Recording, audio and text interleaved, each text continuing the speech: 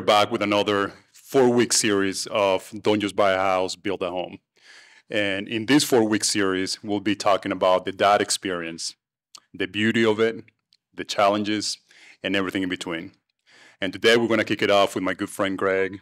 Greg is a father of 2 young girls. How old are they?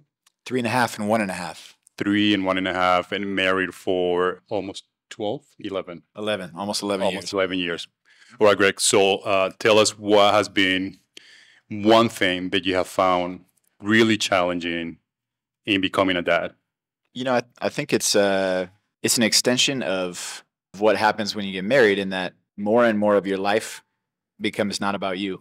Mm-hmm. And I don't know, it's like, we don't like to say stuff like that out loud because it makes us look selfish. Mm-hmm. But the reality is, like, so much more of my life now is dedicated to things outside of my, I don't know, like what I would want to do in that moment, or my personal desires, or my to-do list, or my accomplishments, or whatever.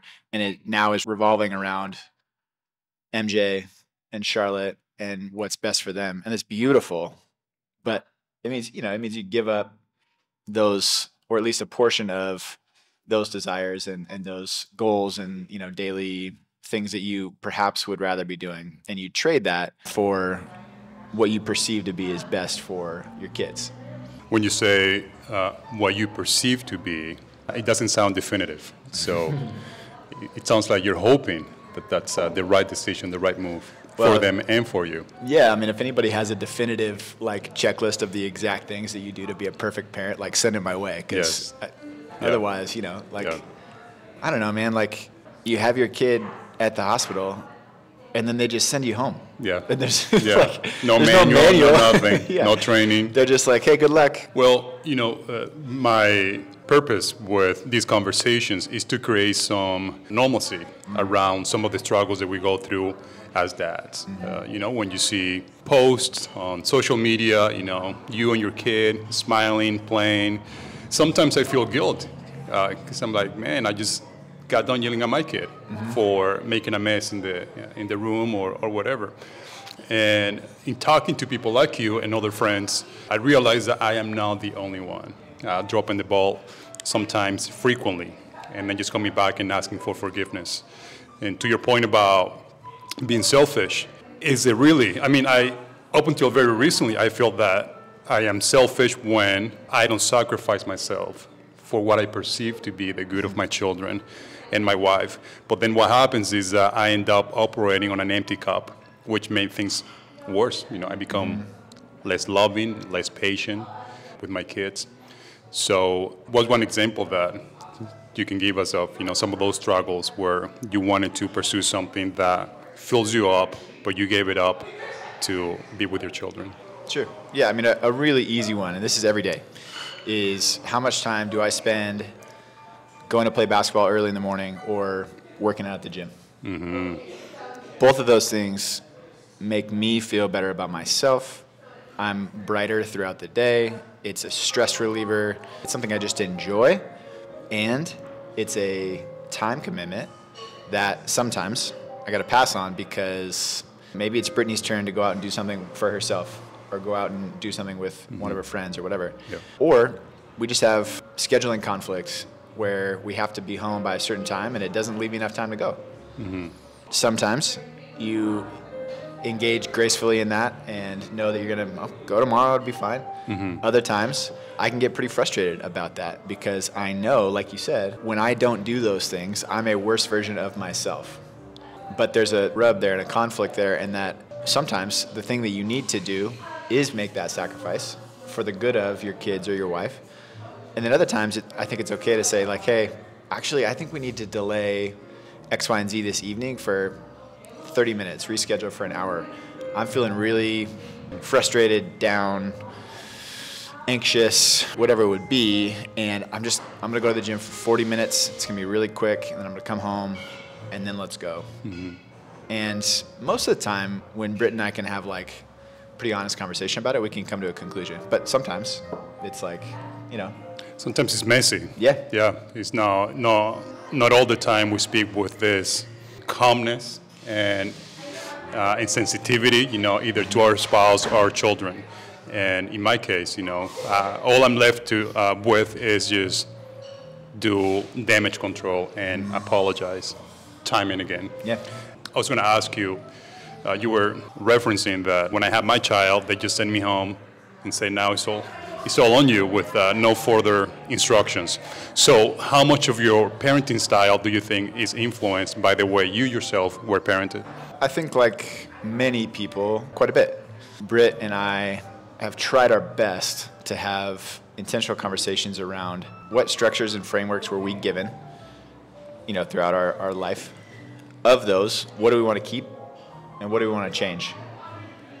And in our best moments, I think we do a pretty good job of evaluating and executing those things. However, when stress builds and when tension mounts, I think it's really, really natural to revert back to whatever you were given growing up, even if the thing that you were given is unhealthy. Yes. Right? So I am naturally incredibly stubborn.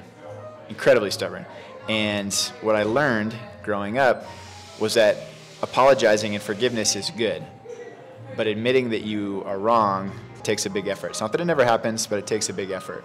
And so in my worst moments, it's really challenging for me to admit I was really wrong here and I need your forgiveness. I've gotten better at it as I've gotten older, but that's a big challenge for me. It's just being willing to be candid about, gosh, I really screwed that one up. And I think that stubborn streak and that propensity for feeling like I'm right is a product of the environment I grew up in. And in a lot of ways, you get benefits from that too, but it's something to be aware of for sure. That propensity for pride and an unwillingness to admit you're wrong and apologize. Yeah. I was listening to a podcast, someone I really respect and admire, and he was saying that he had found to be impossible to completely avoid and run away from those parenting traps that you were subject to growing up. Mm-hmm. All of us want, to a certain extent, say, based on our own experience growing up, I will never do that to my kids. Right. I will never say that to my kids.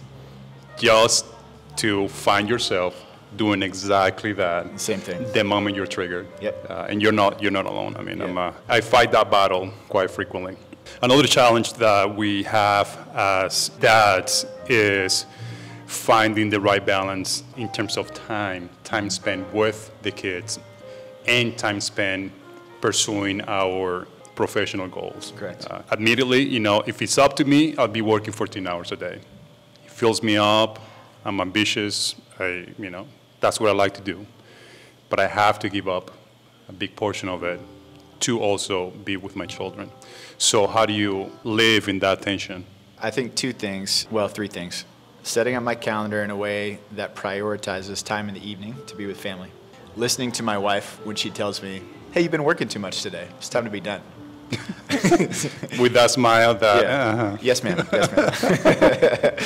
And then learning skills to navigate and deflect anything that has to do with work in a responsible and respectful way to a time where it can be accomplished. So like, for example, a client called me at like 7:15. And, 7:15, like... PM. PM. Yeah, okay. PM, yep. I'm hanging out with MJ, we're reading books, we're starting the process of getting ready for bed, whatever. And so I answered the phone, they said hello, and they said, hey, is this an okay time to call? And I said, actually, right now I'm helping put my daughter to bed. Can I call you in an hour, or can we tackle this tomorrow? Or like, is it urgent, or, can we deal with it tomorrow? And most of the time, people are pretty considerate. Oh my gosh, I wouldn't want to interrupt bedtime. Of course, call me tomorrow. Yeah. But I have to be confident enough in the fact that what I'm doing matters and is really important in order to say that to my client and not worry that they'll be offended or frustrated or whatever, because the reality is that my priority in that moment is to be with MJ. Yeah. But the insecurity and the fear of, what if my client thinks I'm not dedicated enough? What if they use another lender? I have to get over that and just live with that. And the reality is that if they decide that I'm not dedicated enough, it's probably better.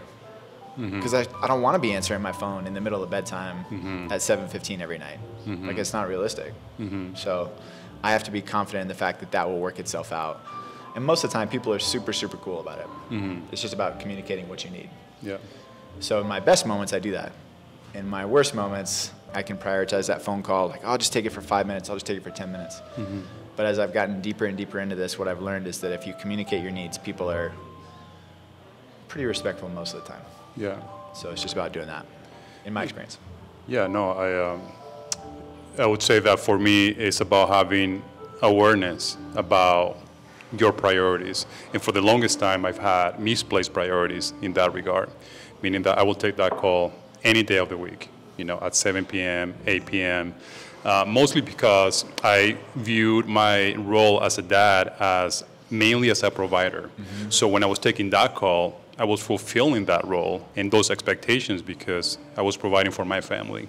But and then, you know, through mistakes and trial and error, I've learned that my role as a provider is only one aspect, and many times a small aspect of what being, in my opinion, a good dad is. And just like you said, you know, just finding that intentional time with them this early on, because my kids are also really young, is what's most needed. Right? They don't care if we're going on expensive vacations or eating out frequently or leading a super comfortable life, but they do care if I'm there with them reading books, like you said. Let's end it on a positive note. What's a tradition that you and Britt are developing now as a family with your children? You know, what's something that you guys do routinely that makes them happy? We've tried to block out Saturday mornings. It doesn't always happen, but something simple. Block out Saturday mornings. The girls come downstairs and we turn some music on. We make coffee, make a big breakfast, hang out for a couple hours before we do anything else. Later in the day, we may go to the gym. We may run some errands, whatever. But like up until kind of 11 o'clock, noon, it's just like breakfast, hang out, play, read books, music's on. Like we're just having a great time on Saturday morning. Yeah. That's one of my favorite ways to spend my time. And it's such a helpful reminder because it teaches me that actually the things that you think you want to do, oftentimes they're not even as good as what you could be doing. So true, man. So true. It's so helpful. Yeah. How about you? Well, I've been changing it, but recently we've been doing burpees. So I love it. You have to. I'll show you some footage. But okay. I just came across, it wasn't my idea. I just stole it from somebody else that was doing it. So we do 11 burpees every day. And my kids are about to be 8, 6, 4, and 1. My two youngest, dude, you just have to see them, dude. Especially my 1-year-old, he's 1.5 now. Just getting down on the ground and then jumping, just the cutest thing. So we do that, and then every day, not every day, but frequently, when we're sitting down for dinner, we ask 4 questions. What was one good thing that happened today? What did you learn today? What made you feel loved? Did anything make you sad?